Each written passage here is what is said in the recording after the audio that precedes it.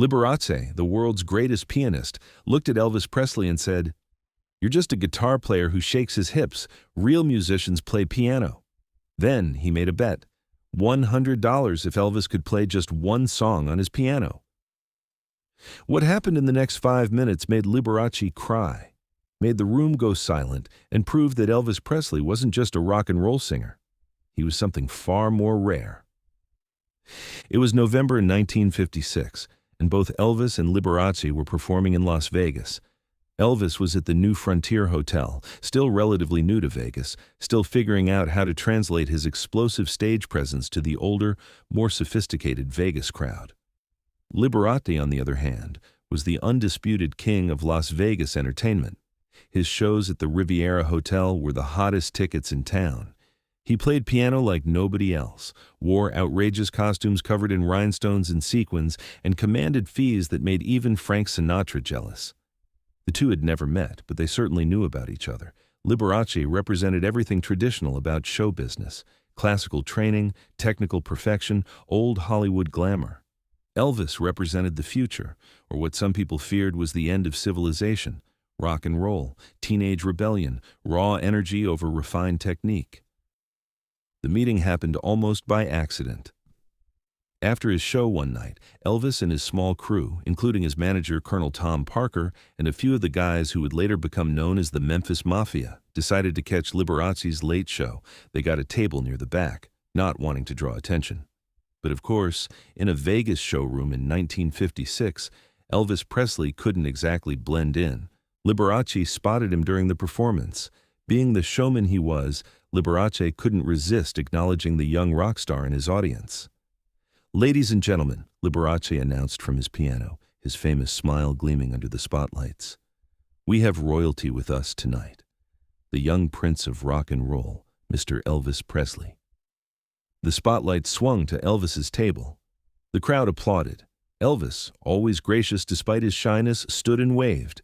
Liberace, never one to miss an opportunity, gestured for Elvis to come up on stage. Elvis shook his head politely, pointing to his seat, indicating he just wanted to watch. But Liberace insisted, and the crowd started chanting. Finally, Elvis made his way to the stage. What happened next would be talked about in Vegas for years. Liberace shook Elvis's hand, then in front of the entire audience suggested they trade places. "You play my piano," Liberace said with a mischievous grin, "and I'll play your guitar." The crowd loved it.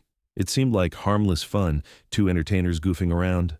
Elvis, caught off guard but always up for anything, borrowed a guitar from the band. He showed Liberace a few basic chords, and Liberace, hamming it up for the audience, pretended to struggle with the simple guitar while Elvis stood at the piano. They both laughed. The audience laughed. It was a great moment of two different worlds colliding in good spirits. But after the show, things got more interesting. Liberace invited Elvis and his group back to his dressing room. This was standard Vegas protocol. The dressing rooms at places like the Riviera were legendary, essentially luxurious living rooms where entertainers would hold court after their shows, greeting important guests, making deals, and generally holding the real show business court. Liberace's dressing room didn't disappoint. It was massive, decorated like a palace with a full-size grand piano in the corner.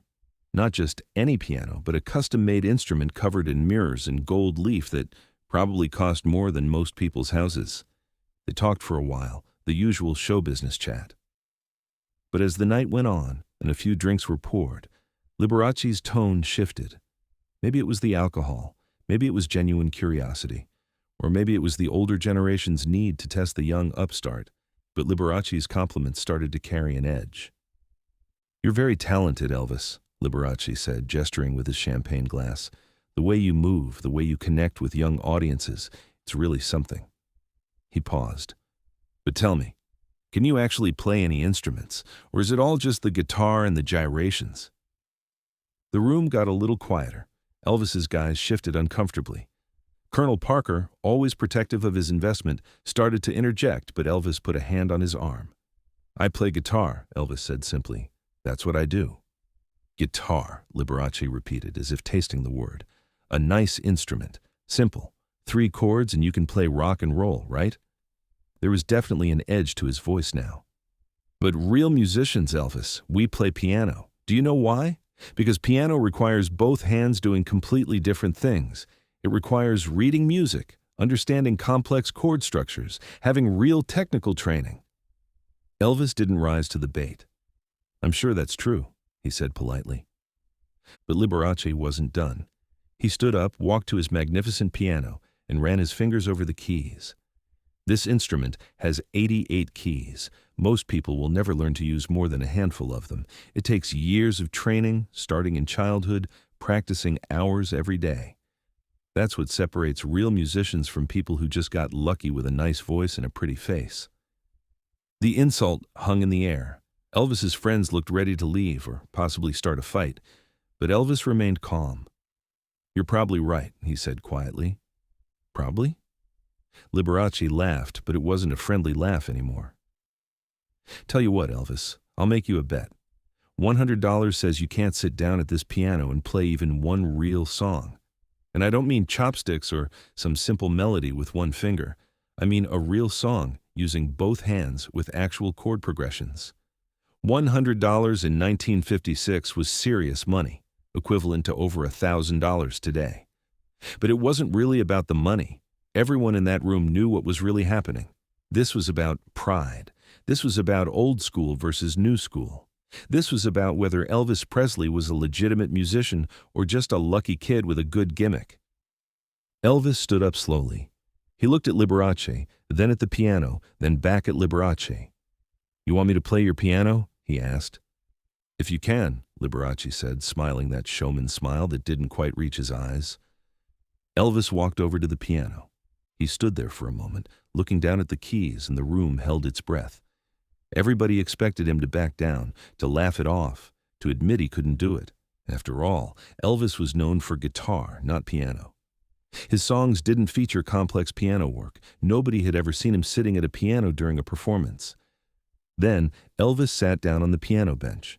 He adjusted his position, flexed his fingers once, and placed his hands on the keys. And he began to play. The song he chose was "I'll Remember April," a jazz standard that was technically challenging, requiring sophisticated chord progressions, and both hands working independently. But what came out of that piano wasn't just technically correct. It was beautiful. Elvis played with a sensitivity and skill that seemed to come from somewhere deep inside him, some place he'd never shown the public before. His left hand laid down a walking bass line, steady and sure, while his right hand danced over the melody, adding little embellishments and runs that showed he didn't just know the song, he understood it. He played it the way someone plays when they've spent years at a piano, when it's not a performance, but a conversation between the musician and the instrument. The room was absolutely silent except for the music. Liberace had sat down heavily in his chair, the smug smile completely gone from his face. Colonel Parker looked shocked. Elvis's friends were grinning, but quietly, not wanting to break the spell.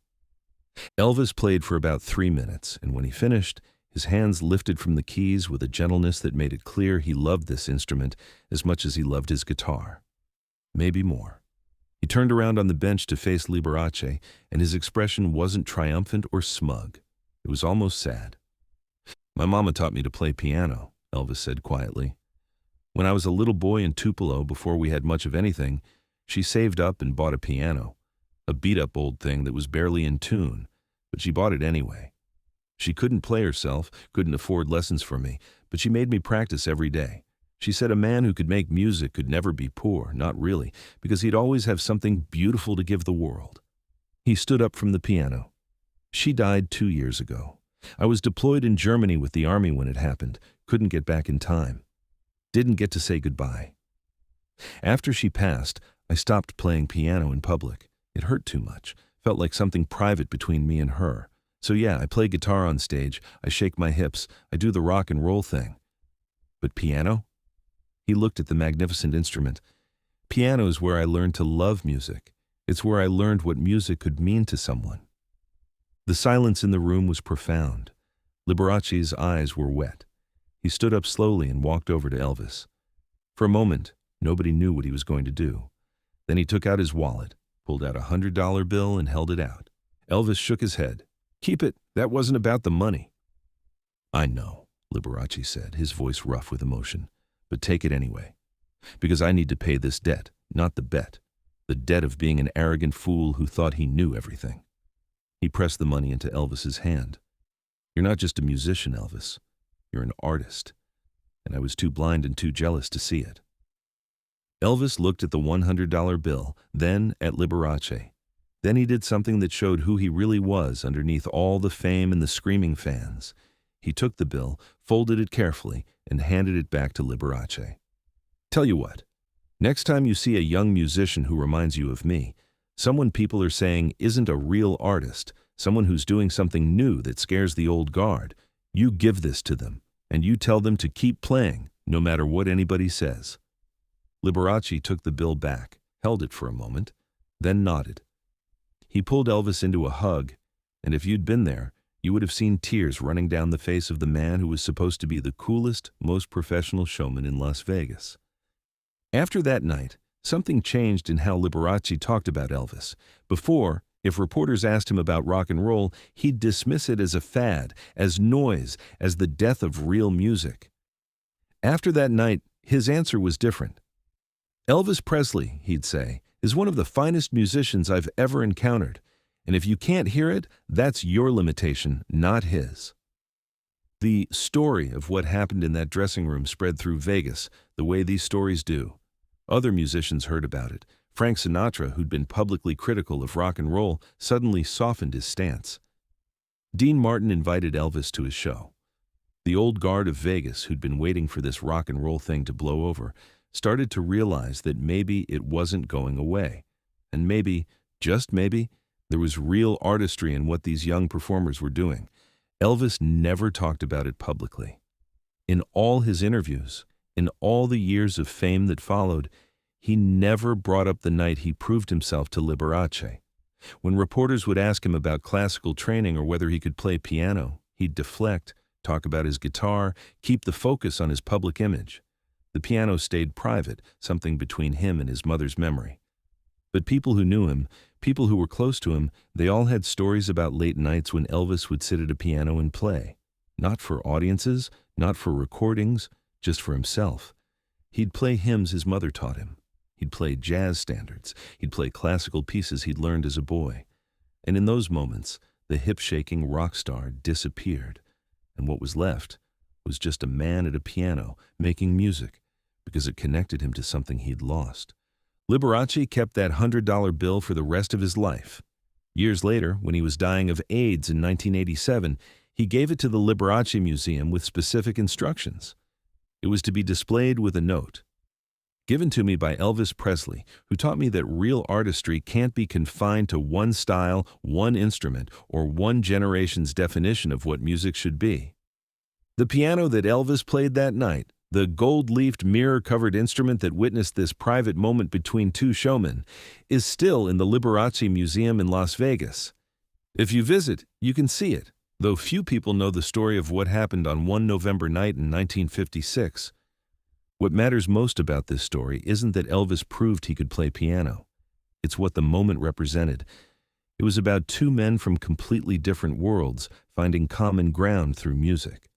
It was about an older generation learning to respect what the younger generation was creating.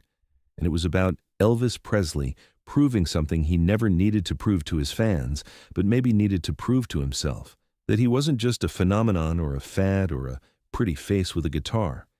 He was a musician, trained by a mother who believed in the power of music, carrying forward a tradition even as he revolutionized what popular music could be. The bet was for $100. What Liberace got instead was a lesson in humility and artistry that he carried with him for the rest of his life. What Elvis got was a moment to honor his mother's memory and show the world, or at least one small dressing room in Vegas, who he really was beneath all the fame. And in that moment, everybody won.